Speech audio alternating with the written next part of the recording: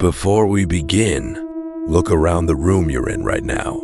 Check the corners, check the hallway, and if there's a window nearby, look outside, because the stories you're about to hear are based on experiences that people claim actually happened to them.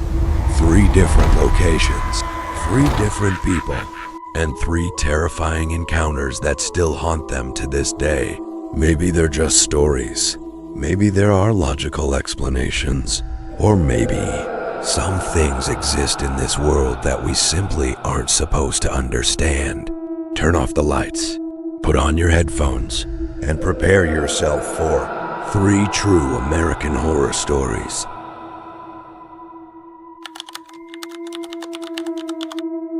The Figure in the Cornfield, Iowa, 2017. Growing up in rural Iowa wasn't exciting. My family owned a small farmhouse surrounded by miles and miles of cornfields. The nearest neighbor lived almost half a mile away. At night, the area became completely silent. No traffic, no city lights, nothing but darkness and the sound of wind moving through endless rows of corn. When I was 17 years old, my parents left town for a weekend anniversary trip. For the first time, I would be staying completely alone. At first, it felt great. No rules, no supervision. I ordered pizza, played video games, watched horror movies until midnight. Around 1 o'clock in the morning, I finally went upstairs to bed.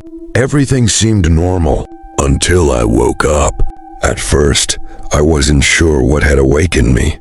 The room was dark. The digital clock beside my bed read 2:30 a.m. Then I heard it, a whistle, long, slow, echoing somewhere outside.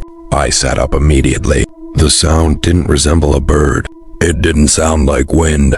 It sounded human. A person standing somewhere outside my house, whistling. I waited, listening carefully. Several seconds passed. Then the whistle came again, this time louder, closer. My stomach tightened. I walked toward my bedroom window and carefully pulled back the curtain. Outside, moonlight illuminated the cornfield. Thousands of corn stalks swayed gently in the darkness, but I couldn't see anyone. Eventually, I convinced myself that it was probably nothing. Maybe a strange animal, maybe the wind. So I returned to bed. A few minutes later, my phone vibrated. A text message. It was from my friend Ryan. He lived across the road. The message simply said, "Are you outside?" Confused, I replied, "No." The response came almost instantly. "Then who's standing in your field?" The blood drained from my face. I jumped out of bed and ran back to the window. At first, I couldn't see anything. Then I noticed it. Far out among the corn, a figure, standing perfectly still, watching the house. Even from a distance, something felt wrong. Far taller than any normal person, its arms seemed unusually long, and it wasn't moving at all, not even slightly. I grabbed a flashlight and rushed downstairs. Every instinct told me not to go outside, but curiosity won. Stepping onto the porch, I aimed the flashlight toward the figure. The beam crossed the field. For a split second, the light landed directly on it. It disappeared. Not ran, not hid. Disappeared. 1 second it was there. The next second, it wasn't. Ryan came over shortly afterward. He swore he'd seen the same thing. Neither of us slept that night. The following morning, we searched the area. 30 yards into the cornfield, we found something strange. A large circular patch where the corn had been flattened. And in the middle, footprints. Huge footprints. Far larger than any human foot. That night, things became even worse. At exactly 2:30 a.m., the whistle returned. Only this time, it wasn't coming from the field. It was coming from directly outside my bedroom window. I froze. Every muscle in my body locked up. Then I noticed the curtain moving slightly. Something was standing outside, watching. The whistle sounded one final time. Long, slow, almost playful, and then silence. I didn't sleep again until sunrise.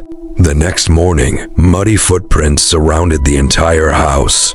But there was one detail that terrified me most. There were no footprints leading away. Whatever had walked around my house never seemed to leave.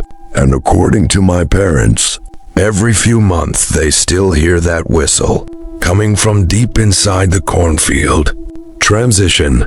Most people would never expect something terrifying to happen in an open field. But what if the danger isn't standing outside your house? What if it's following you, waiting, watching for the perfect moment to get closer? Our next story comes from a lonely stretch of highway in Arizona, an a rest stop that many travelers now refuse to visit. The Locked Apartment, Chicago, 2019. In 2019, I moved into a small apartment in Chicago. The building was nearly a century old. The rent was unbelievably cheap. At the time, that seemed like good luck. Now I know better. The first week was normal. The second week wasn't. Every morning I found all the kitchen cabinets open. Every single one. At first, I blamed myself. Maybe I forgot to close them. But deep down, I knew I hadn't. Then objects began moving. Keys appeared in different rooms. Pictures fell from walls. Doors opened on their own. One night I woke up suddenly. The clock read 3:17 a.m. and I could hear whispering. A man's voice, very quiet, talking somewhere in the living room. I slowly opened my bedroom door. The apartment was empty. The whispering stopped instantly. The next day, I bought a security camera. For 2 nights, nothing happened. Then on the third night, the camera recorded something impossible. At exactly 3:17 a.m., the bathroom door opened by itself. A black figure stepped into the hallway. It wasn't a shadow. It wasn't a person. It was darkness shaped like a human being. The figure stood perfectly still for nearly 2 minutes. Then it slowly turned toward the camera. The recording immediately cut out. The next frame showed daylight. I contacted my landlord. After watching the footage, he looked terrified. Then he admitted something. Years ago, an elderly tenant had died alone inside that apartment. His body remained undiscovered for weeks. I moved out the very next weekend. As I carried my final box toward the door, I heard a voice, a man's voice, whispering directly beside my ear. 2 words, "Don't go." I dropped everything and ran. I never returned. Months later, curiosity got the better of me. I searched online. The apartment had already been rented again. But the new tenant moved out only 6 weeks later, without explanation. Whatever existed inside that apartment didn't want to be alone.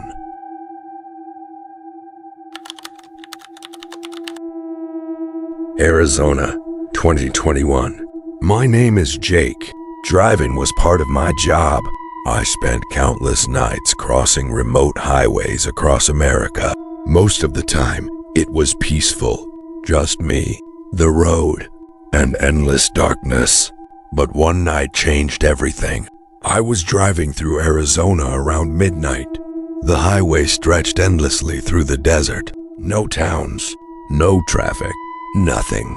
After several hours on the road, I spotted a rest stop. I needed coffee. And honestly, I needed a break. Only one vehicle sat in the parking lot. An old rusted pickup truck. The paint was peeling. The windows were dark, and no one appeared to be inside. The place felt abandoned. I entered the restroom. The moment I stepped inside, something felt wrong. Every mirror had deep scratches carved across its surface. And over again, someone had written the same message. "Don't look behind you." At first, I laughed. It seemed like a stupid prank. Then I heard footsteps, slow footsteps, walking behind me. I turned around immediately. Nobody. The restroom was empty. The footsteps stopped. The silence became unbearable. I quickly left and headed back toward my car. As I passed the pickup truck, I glanced inside. A figure sat in the driver's seat, motionless, watching me. I hurried into my vehicle and drove away. For several miles, everything seemed normal. Then headlights appeared behind me. The pickup truck, following me. No matter how fast I drove, it remained the same distance behind. 10 miles, 15 miles, 20 miles, still there. Then suddenly, the headlights vanished, gone, relieved. I checked my mirrors one last time, and that's when I saw it. Someone sitting in my back seat, a pale face, sunken eyes, staring directly at me. I nearly crashed. When I turned around, the seat was empty. The rest of the drive was a blur. The next morning, I told a motel manager what happened. His expression changed instantly. He asked me which rest stop I'd visited. When I described it, he became quiet. Then he told me something horrifying. Several years earlier, a man had disappeared from that exact location. His pickup truck had been found abandoned. The driver was never located. Some locals believe he still roams the highway, searching for a ride home. And according to rumors, people still see that truck following them at night. Some horrors follow you, others wait for you, hidden inside places you call home, places where you should feel safe.